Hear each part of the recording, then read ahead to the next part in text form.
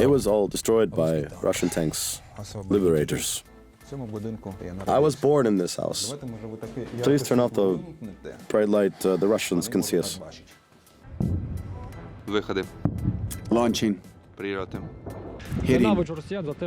I hate the Russians for turning my quiet paradise, my little Lyman, into a war zone. It was absolutely disgusting. You can see your childhood home and you see it raped, so to say.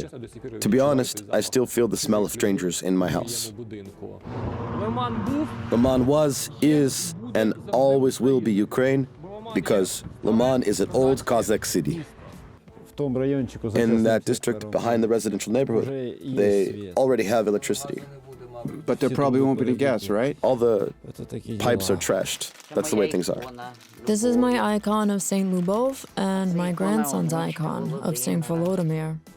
We'll survive. Everything will be fine. Lyman territorial community numbered about 40,000. Can you estimate how many people are left now in Lyman? About 7,000, just about. And this was the house itself, right? No, this this was a house. And this was... Yeah, this was a log cabin here. Where do you plan to live now? You can't plan anything. Whatever the future brings, where we will serve, there we will live. And in the spring, we will have victory and a peaceful sky. And we'll work to restore the damage that the Russians did here. We are now going to Lyman to survey the destruction which the Russians caused here and how Lyman's deoccupation took place. It happened more than a month ago, but we have only managed to get here now. Let's try to find people in the streets, mostly to talk to them. And we also have several contacts in Lyman. Let's hope they will find us people who are directly involved in the deoccupation or made some kind of resistance, or at least those who can tell about what the Russians were doing here during the months while Lyman was occupied.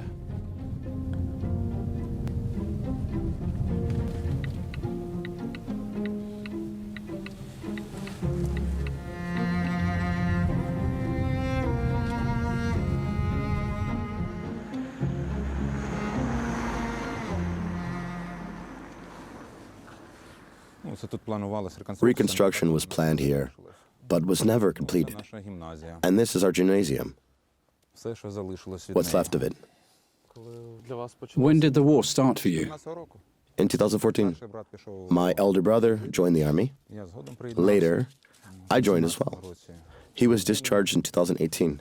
Then he signed a contract one more time in 2021 and was discharged again due to his health.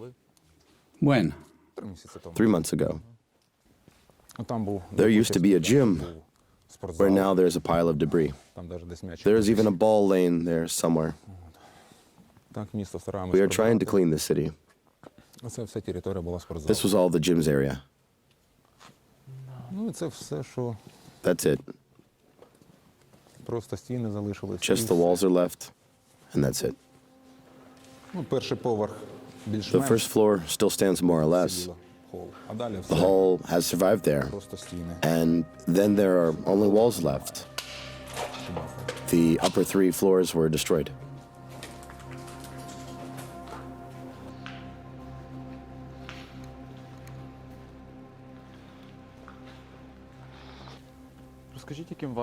Tell us what the 24th of February was like for you. I was on holiday in February, since the 1st of February. We didn't wait for the 24th. We were called back from our vacation and met the Russian army duly. My battle line included Marinka and Krasnohorivka. We did not give up a centimeter of our land to the Russians in that area. On March 1st, as an artillery unit, we were targeted by an airstrike. As one of the commanders said, they are utterly inaccurate shooters. They completely missed. All troops were unharmed and everything was fine. Did you return to Lyman after it was deoccupied? Yes, I've been here for about 2 or 3 weeks. How did you get back? What was the first thing you saw here? What could I see? Devastation. What can I see here? Everything in ruins. Why is it so important to return here now? To restore the city. Who else but us, as paratroopers say? Who else but us? What is your role in the restoration? I work at the Citizen Security Center, in our communal institution. Now we are helping the local people to restore everything. Nice. A Putin voodoo doll. I think it's more about the system that exists in Russia. It seems to me that not much depends on this one scumbag. It's more of a symbol. There is indeed a large system. They were killing us a century ago and are killing us now. Yes, I agree. How are people here? Some people say thank you for coming, thank you for liberation, and some people look at you as unfriendly. And you can feel their attitude right away. You can, for sure. Launching, can you hear it? Yes, it's a barrage of MLRS Grad. How far are the Russians from Lyman now? Could they hit us with a Grad missile here? Not with Grad, no. They are targeting the city with Uragan and missiles. The day before yesterday, the city was bombarded with missiles. Can you understand why Russia started this full-scale invasion at all? Well, this was all planned. This was planned a long time ago. But why now then? That I can't answer.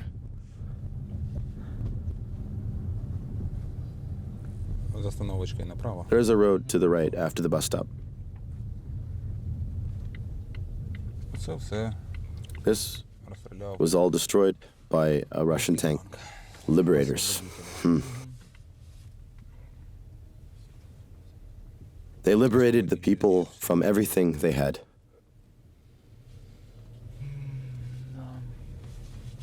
They did. Should I park somewhere here? Yes, please. I was born in this house, so to say. I see. I grew up here. Now let's go and see what's left of it. Be careful. Please turn off the bright light. We're going upstairs and we don't need any beacons. Any what? What I mean is that there is a straight road and the Russians might see us. They are pretty close.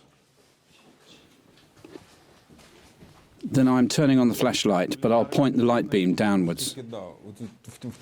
Please avoid any light in that direction. This is my apartment. It's mine and Mom's. Okay.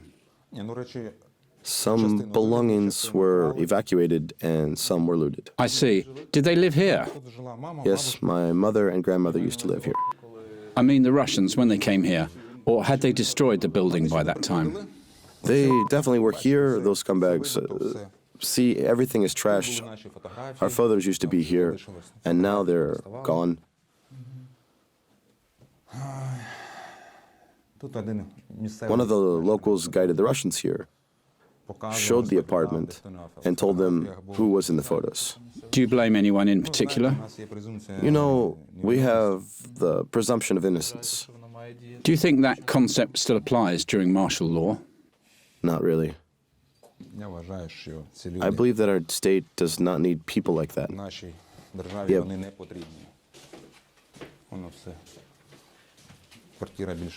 The apartment survived more or less, but the house itself...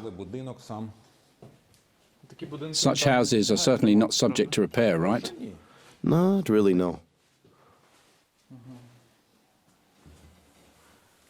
Now let's go upstairs. Oh, books. Yes, my mom had a large book collection. Oh, I have the same book about Dynamo FC. About what? About football? About the football club, Dynamo Kiev. Oh, that one? My flashlight has run out of power. Can you light that one? It's just easier. My brother is really into football. You can switch on the flashlight, just point it downwards, not upwards. They left a Ukrainian national football fans scarf and one of the football club Dnipro. Unfortunately, they looted the football club Donetsk Shakhtar scarf. Let's go to another apartment. I'll show it to you. This is the landscape.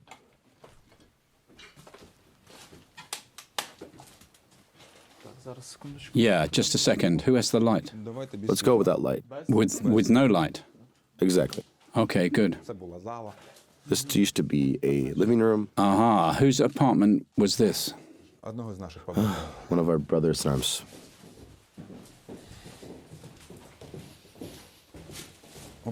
I broke into my own garage. I had to do so because the door was welded. And you know, there was a lot of other people's property. So the Russians used private garages to hide the property they looted from other people? Yes. All locals, almost all of them, were railway employees. Lyman was used to be a major railway hub. Well, there was also a depot and a repair shop. Yes, that's right. As far as I'm concerned, its operators are now being suspended.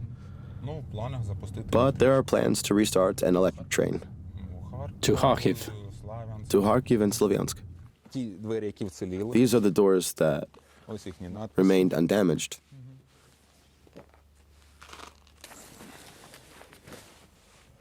Those writings were left by the Russians. This is a piece of military equipment they used.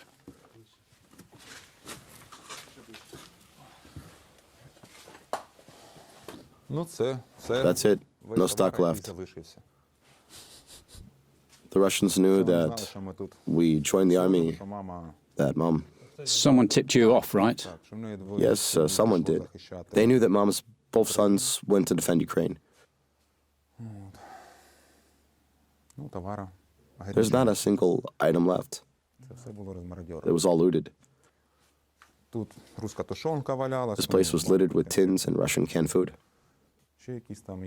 They probably lived somewhere right around here. Yeah, they did, yes. We saw someone's tactical vest, which means that they were here. I see. There's even a piece of some bun. It's probably one of their jackets, right? No, it's Mom's. Surprisingly, they didn't loot it. They love to steal women's clothing. They left the kettle and didn't steal it. They took the computer she had here as well. There's only a mouse left from the computer, but with no batteries. With no batteries? Oh, Lord. Yeah, who needs it?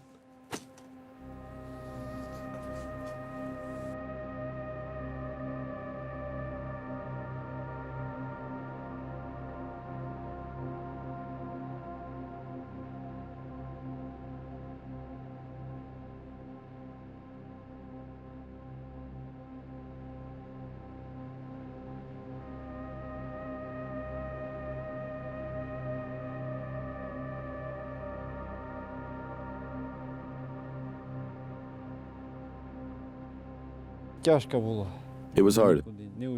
We did not go anywhere and lived in the basement.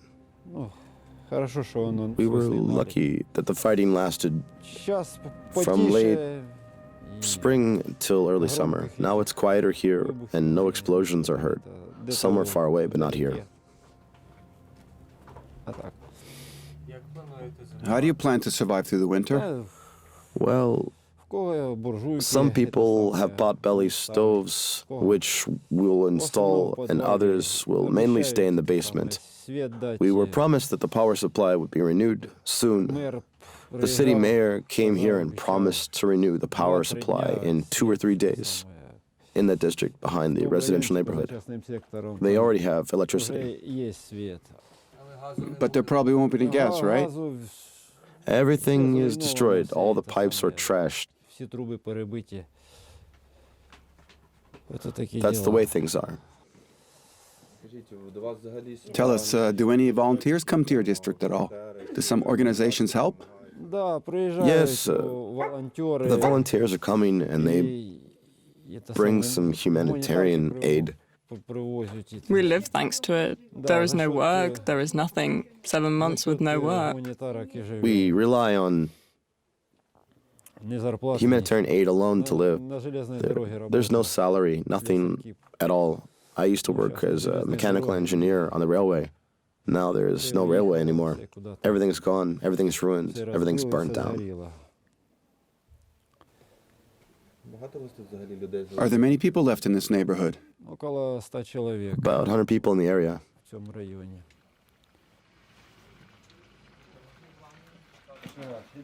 Look at the camera. Maybe one of your owners will see you in the video.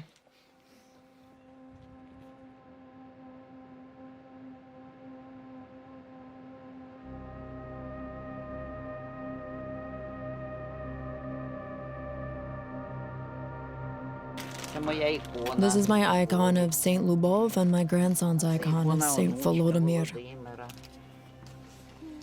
Does this activity, does this calm you down? Having at least something to do? Yeah, that's right. Do you live here alone? Alone. My son left. Here, I'm knitting. Have you caught many mice here? No, this was the first one. I put a cup there for the mouse, and it ignored it. It wanted something else. Children were staying here. We called this room Kvitochka. 2 children. A grandfather made these. They were sleeping here. These bunk beds. Or what to call them, I don't know. And how old were the children? 9 and 12 years old. Everyone here had their own room. I guess everyone arranged the room the way that... The way one could. Whatever one had for that. When the Russians were bombarding, 37 people used to live here.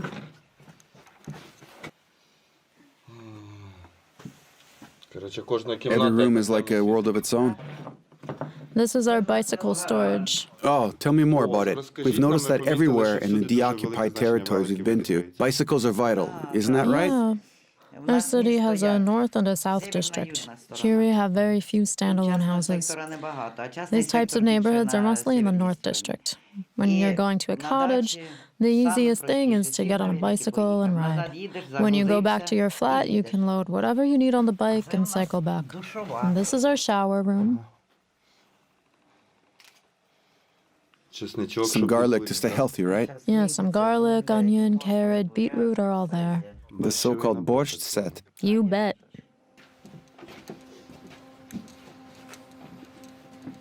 And so, shall we go?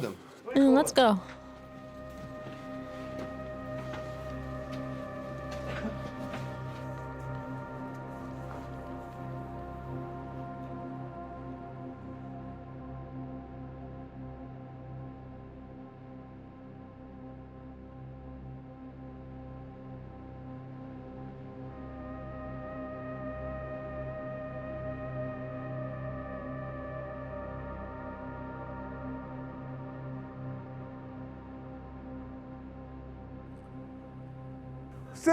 Everything is bombed out.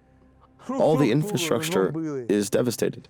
Places of study, banks, everything is destroyed. Can we plant our crops on this land or not? Will the bombs fall again? We are wondering.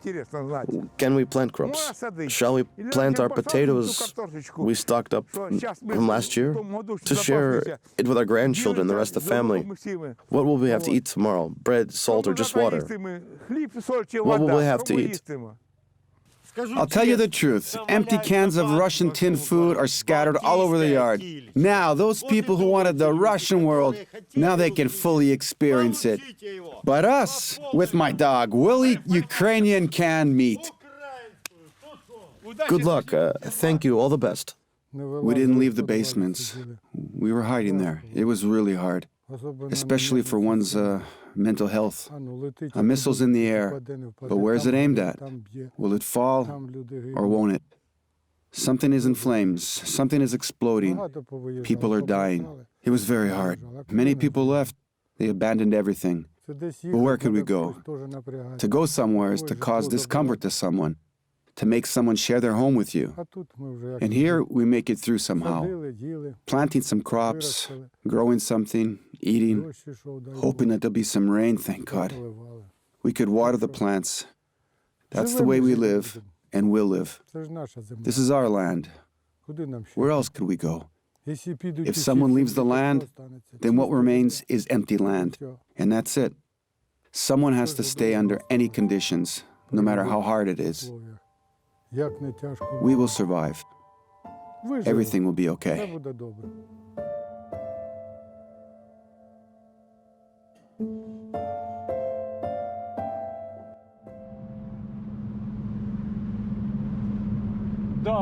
I couldn't believe that Lyman would be like this again after 2014. Could you recall your personal experience? How did it happen? What direction did you enter the city from? How did you get to your house? We were an official combat unit. We were carrying out specific missions, and, you know, being in Lyman and not stopping by to see my own house, of course I couldn't walk past it. The most emotional moment. We are coming to see my house. Now it will be either standing there intact or ruined. Mom left the clothes hanging to dry when she left. The window sashes got blown off, but the frame, well, the window frame seems intact. I was lucky, to say the least, that my childhood home survived and was almost physically intact. I mean, several windows were shattered and window sashes were blown off, but if you look at the neighboring houses, then of course many houses are not there at all. They burnt down and many were half burnt. I was really lucky. But on the other hand, I was also unlucky because Russian collaborators from the so-called special unit of the Ministry of Internal Affairs of the DPR Typhoon were based in my house. They are definitely not our clothes.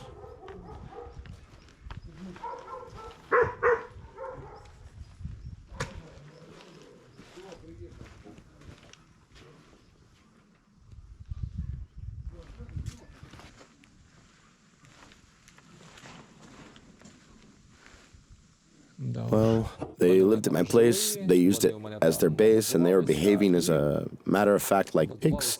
When we entered my house, we saw that there were about 10 to 15 people living there.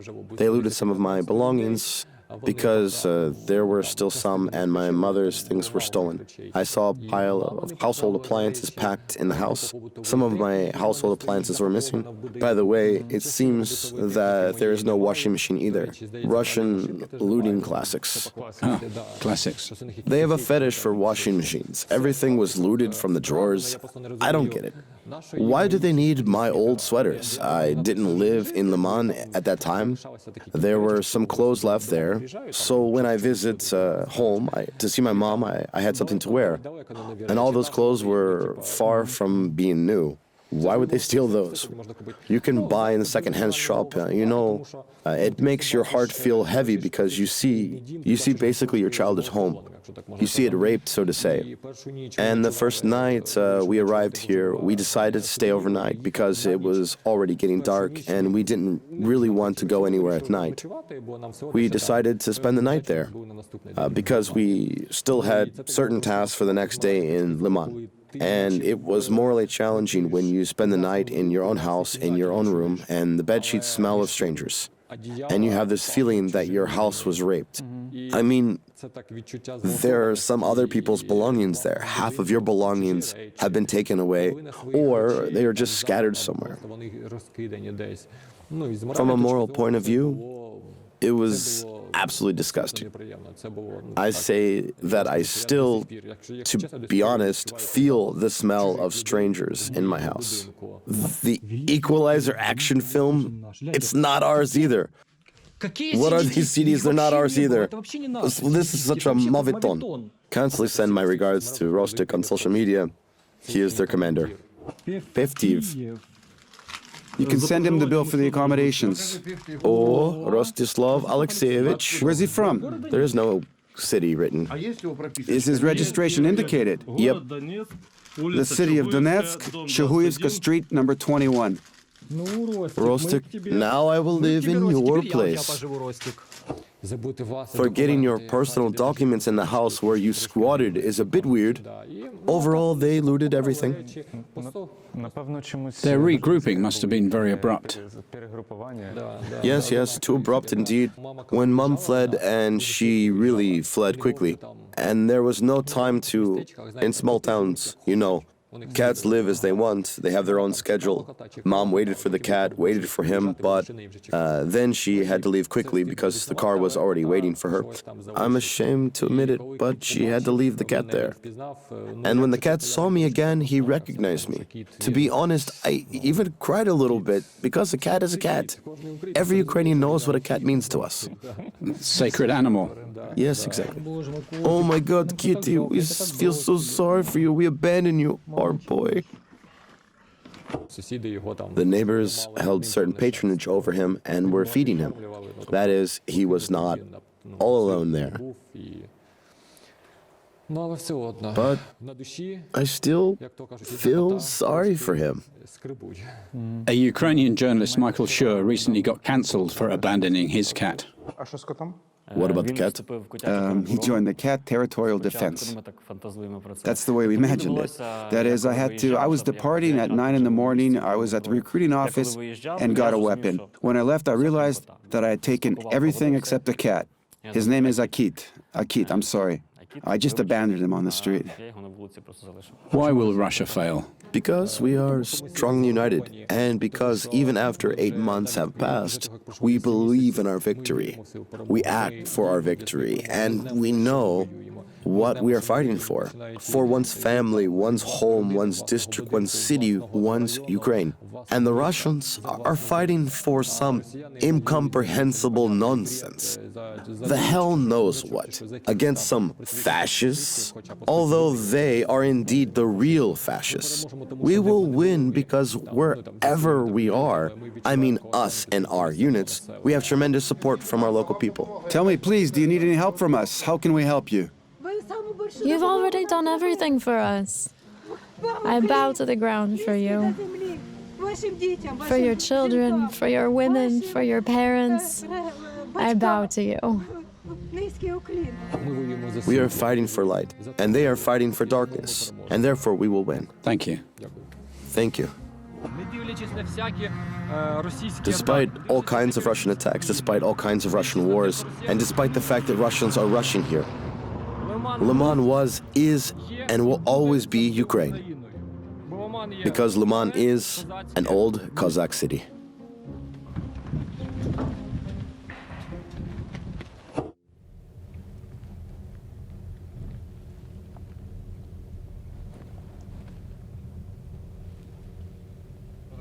Tell us your story. I believe we should start by telling about the 24th of February, right? Uh-huh. When it all started, our country woke up from the airstrikes. Lyman was no exception. Did the first missiles strike here too? The first missiles did not hit Lyman, and the Russians targeted Slovyansk and Kramatorsk. Still, the explosions were extremely loud. After a peaceful period, well, I can't say that it was a peaceful period in Donbass, but the borders of the war were a little different. And then there were these airstrikes, and everybody woke up.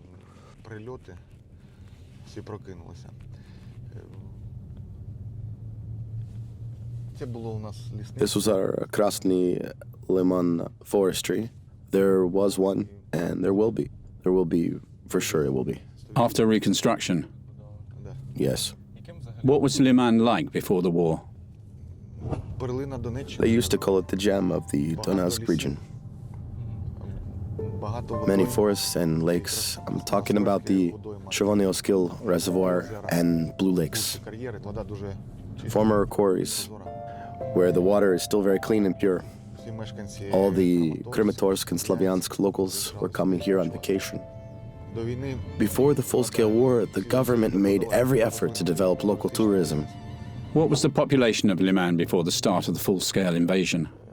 The Lyman territorial community numbered about 45,000. The figure includes both city and adjacent areas. Can you estimate how many people left here now?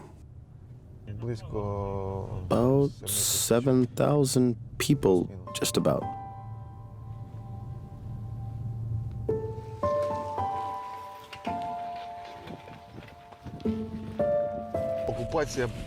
The occupation of the city of Lyman officially began on May 23rd. Until now, the war continues. We've been helping people as much as we could, as much as we had resources. We had been evacuating them and providing humanitarian aid. We have been explaining what's going on to the locals, and not only to them, but also to the personnel. Everyone thought it would be like 2014. Every day I communicated with my troops, and I kept saying that this is not 2014, guys. We couldn't sit back, and we had to do something. It's no secret, and here in Donbass, the way of thinking about Russia and the West may be quite different. Yeah, and these people probably saw a friend in Russia, and my task, as I understand it, now we were passing the State Emergency Service yesterday. There was an airstrike there. Wait, can you see it? The S-300 missile hit. The head of the State Emergency Service was resting there. It was midnight, and the shards of glass caused injuries. Did he get injured? Yes, in the head. Yet it didn't target the building, but hit nearby. He got lucky. Lucky indeed. So every day I would tell them that it would not be the same as 2014, and it paid off. 98% of my personnel remained true to their oath, and there were only 3 people who stayed here. That is, they did not follow the order to evacuate.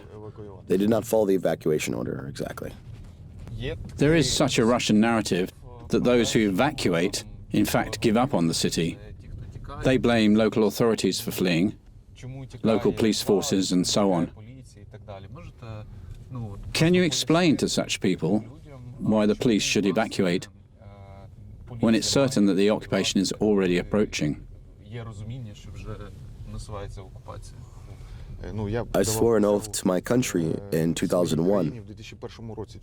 Why should I break it in 2022? I don't get that. And here is this way of thinking, let's say short-sighted people. They think that if you run from one country to another, it is okay. However, we know these people are not welcome in any country. Traitors are all alike. If they betrayed once, you will betray again. Over and over. Yeah, that's true. What was the occupation like? How did it begin here in May? I'm not a soldier. I know that after the Russians captured Kremenna, troubles came. The airstrikes in the city became more frequent. When the Russians captured Lyman, they filmed some stage content here.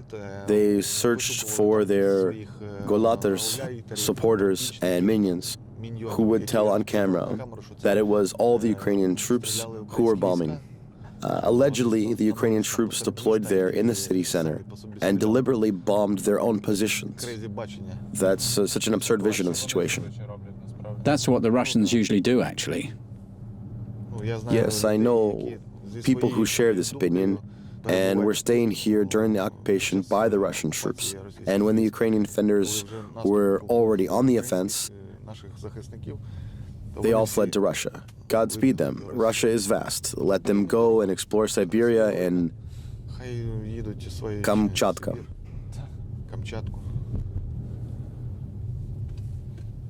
When did you enter Lyman after its deoccupation?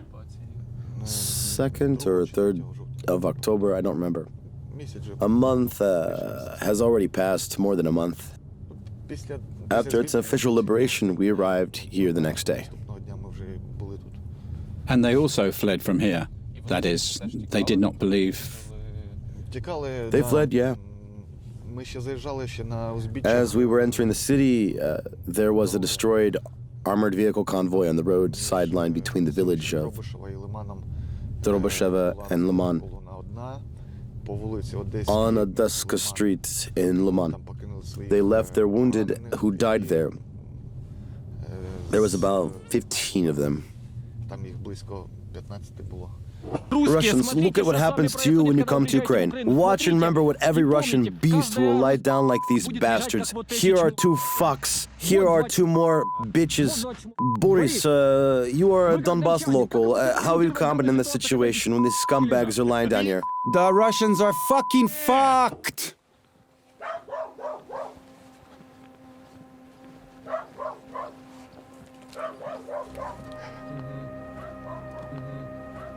I see. Did you have some kind of tank here? Yes. And this used to be a fireplace. And this was the house itself, right? No. No, this here, this was a house. And this was? And there was a log cabin. Ah. Everything burned to the ground.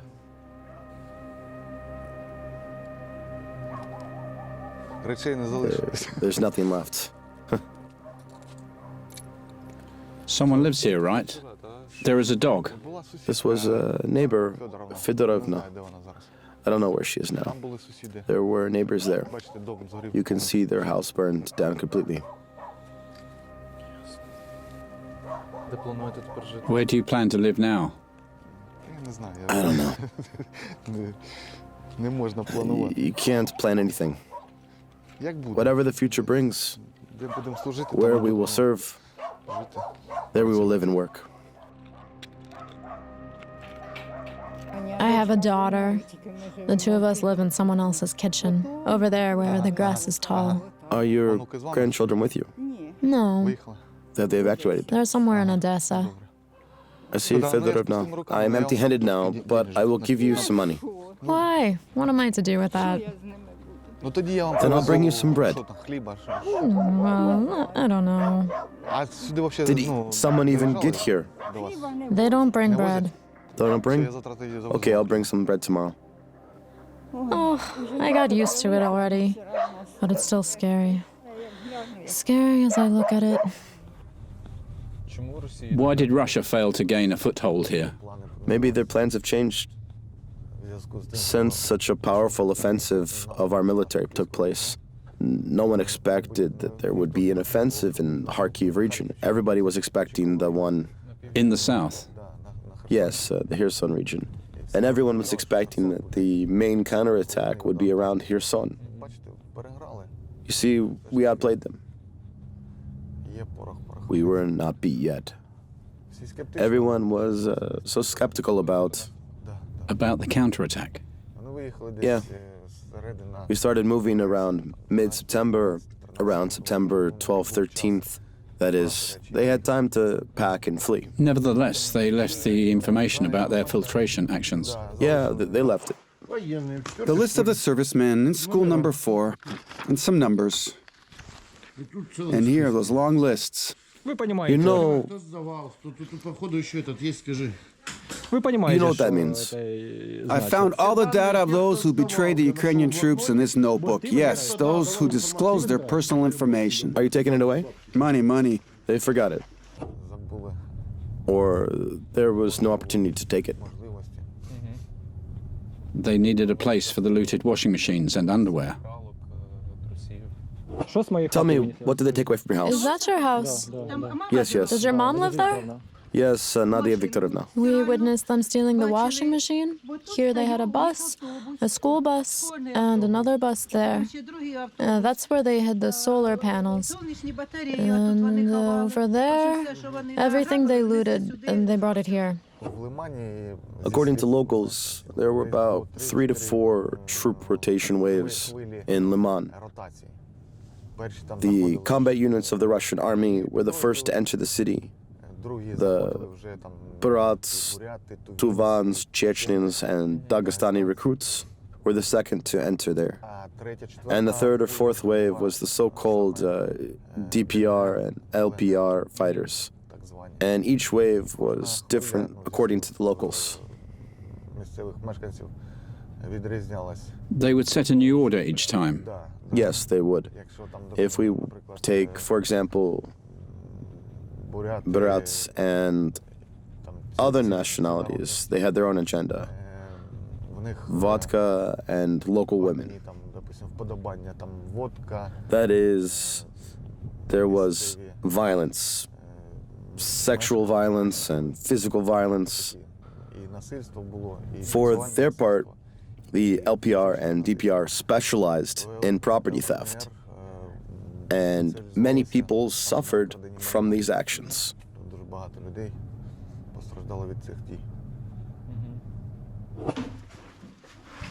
The law of Ukraine has returned to Lyman.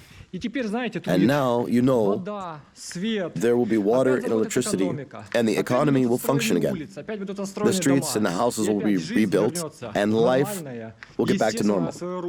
Do you know why? Because the armed forces of Ukraine have come back. What are the first steps when deoccupation takes place? Many people read and watch us from abroad. Other European countries did not experience the process of deoccupation since World War II. What activities take place? What is the first thing the police should do when the deoccupation process starts? First of all, we spent a whole day on the first day we arrived. We had the task of restoring some kind of human conditions for work. There were piles of waste from their sty. It seemed that the Russians relieved themselves in the same place where they ate and slept. We took out 2 truckloads of trash after them. Oh, gross. Yes, on the second day, we started activities prescribed in our law of the National Police. Were there people here who helped adjust artillery fire, engaged in some kind of partisan activity? Did any such people stay here? Those who helped us. Yes, yes. There were a lot of them. Every day, voluntary people called their relatives, acquaintances, and close ones, whoever they could reach, and those local people were helping us. They have been helping us a lot. And this work is still being carried out in the Luhansk region. The railway connection cannot be restored yet. The bridges are ruined there, right? It's tough here, yeah. Did the Russians come here via Kupiansk? Did they have a railway connection? They didn't restore it, no. Didn't use it? No, they didn't. They never had a plan to restore the railway here. The first thing that they did was take out all the machinery to the city of Debaltseve. And the locals who stayed here thought that the Russians would come and give everyone a nice job and that they would work here and have a decent salary. However, compared to the peaceful times, they used to earn much more back then when Ukraine controlled these territories. Among them, there are probably many people whom you knew personally, whom you met one way or another. Can there be any forgiveness for them? Maybe someone, out of fear, waved the Russian flag when Russia came, and as Ukraine returned... In my opinion, everyone should receive the punishment they deserve, according to the laws of Ukraine.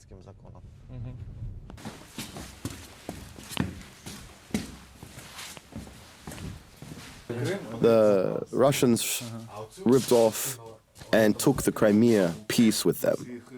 The pieces from this area were scattered all around the room. We collected them back and ordered a new Crimean piece that will arrive soon. Crimea and Kherson region. And, yeah, Kherson. We found Kharkiv, Donetsk, Luhansk, Zaporizhzhia. Anyway, we will restore everything. It's a pity that we have to pay such a price for all of this. Now we have fixed the heating on the first floor. We will not heat the upper floor because there's not enough power in the boiler. That is, we will close it shut until spring, and then we will come up with something. And in the spring, we will have victory and a peaceful sky. And we will work to restore the damage that the Russians did here.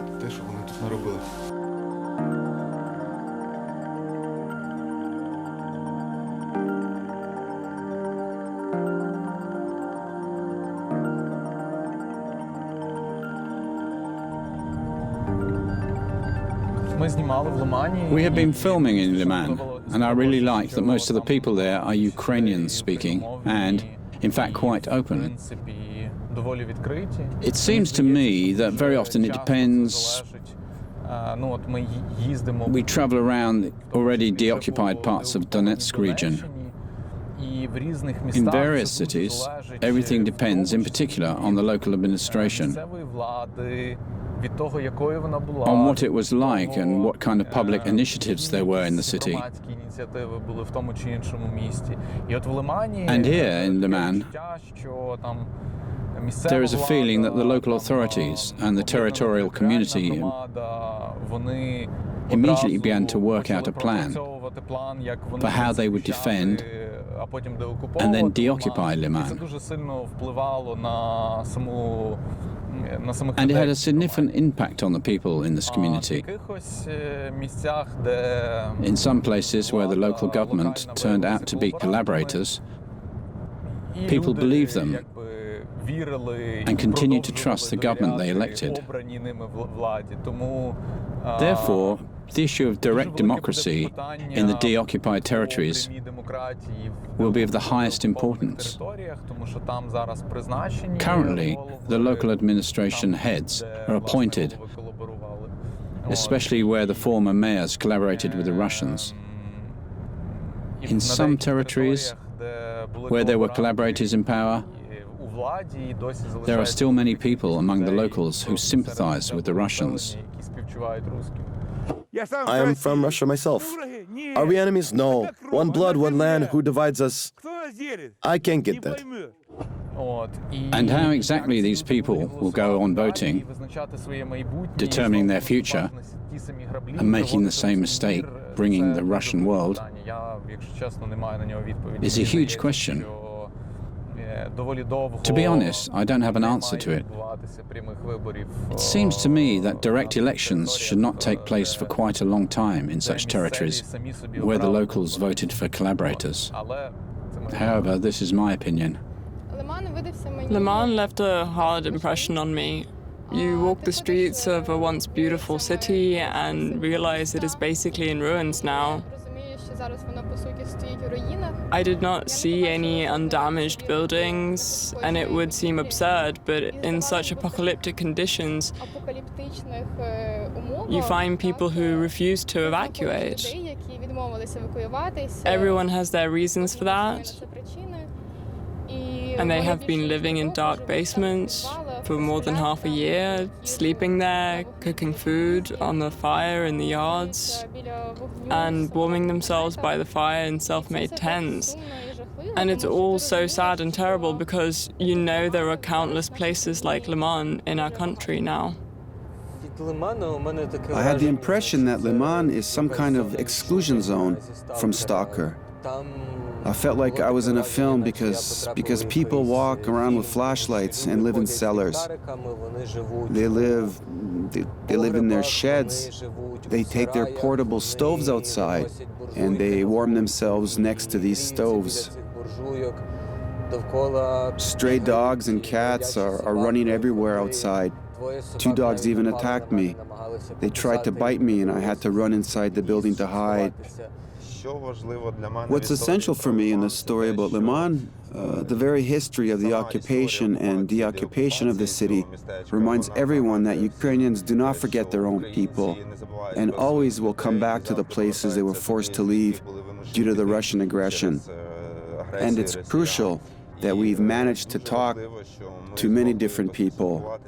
Everyone, even those who had some pro-Russian views, they thanked us. They were really glad that journalists were coming here. They basically welcomed us. Thanks to Ukraine. Thank you.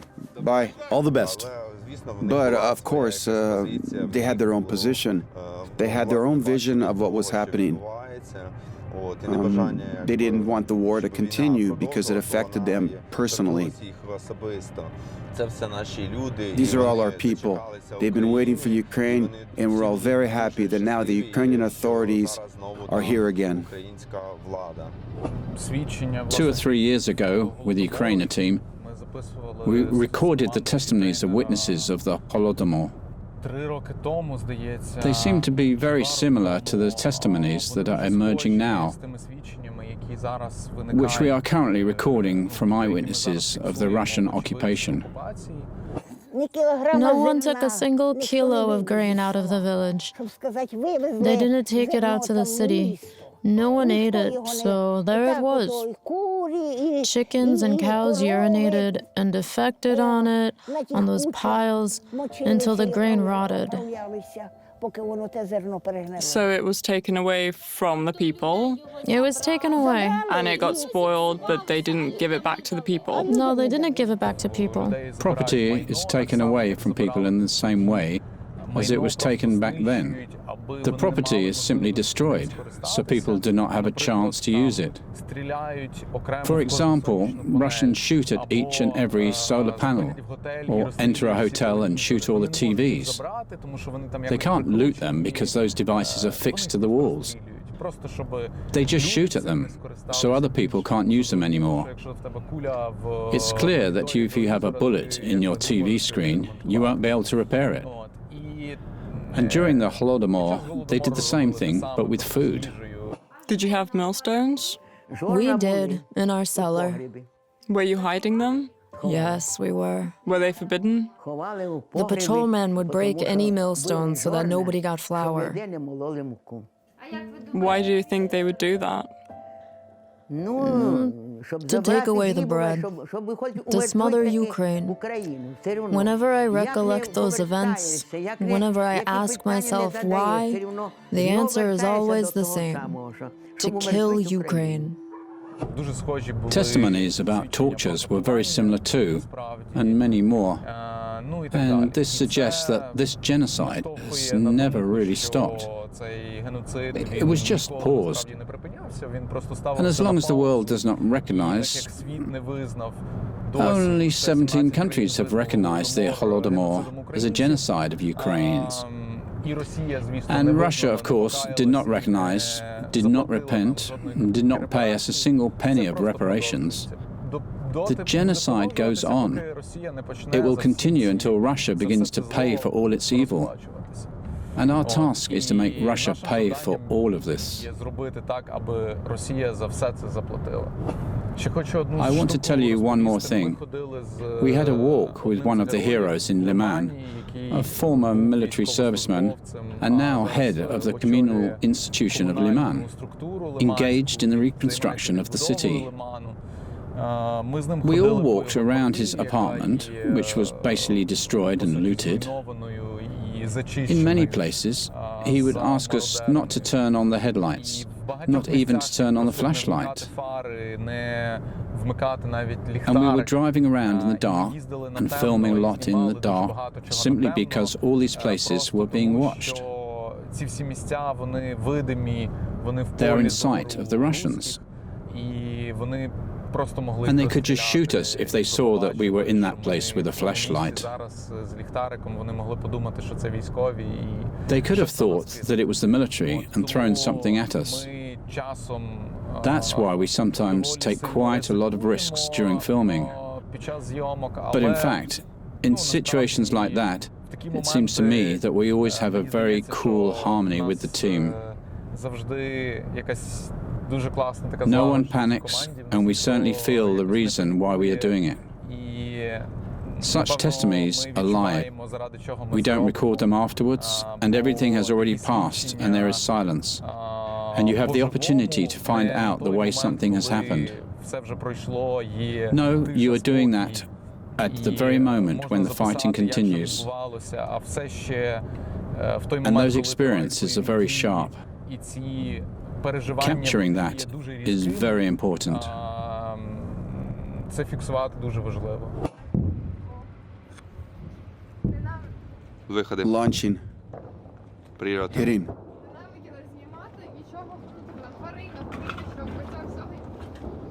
It's an aircraft, I think. We also compile all the stories we have collected, those that are included in these series, and those that do not come out yet because there is something we cannot show right now. We compile all that and later develop an archive of the war. We are creating it together with DocuDay's NGO. Later, this war archive will also become available to a large number of documentarians and people who work with these type of video photo archives. And this is also crucial because, for example, if we talk about Holodomor, we have a series of explainers about the Holodomor. However, while we were working on this topic, we realized that there are no archived materials. There are simply no video archives, and we are just fortunate that some photos from the times of the Holodomor have survived. This is a huge trauma and our national tragedy, which was silenced for more than 60 years, which hushed up in families, and any archives were destroyed. While Germany admitted and paid for the Holocaust of the Jews, the Soviet Union kept all this information hidden from the world. And as the legal successor of the USSR, Russia recognizes the fact of the famine, but flatly refuses to recognize the Holodomor as genocide against the Ukrainian nation. Obviously, this would mean destroying the thesis of fraternal nations forever. The position of the USSR did not allow recognizing the millions of victims, just as the position of Russia still does not allow recognizing the annexation of Crimea and the actual occupation of part of Donbass. Walter Duranty, who used to glorify Stalin and call the thousands of dead a necessary collateral cost, is still listed among the Pulitzer Prize winners. Nowadays, his name does not cause applause but stands next to the crimes of the Soviet regime. When Walter Duranty received the Pulitzer Prize, journalists who were covering the Holodomor were considered freaks who did not like the Soviet Union for some awkward reason.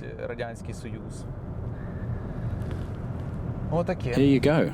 The most important thing that I'd like to do is to thank the armed forces of Ukraine for their invincibility, for the fact that the deoccupation of Ukraine continues, and I believe that very soon all of Ukraine will be free. I thank the armed forces of Ukraine. Friends, if you like what we do, give us a like and write a comment, because it helps this video to be promoted. You can also subscribe to our Patreon page. Support what we do, and we will do more for you.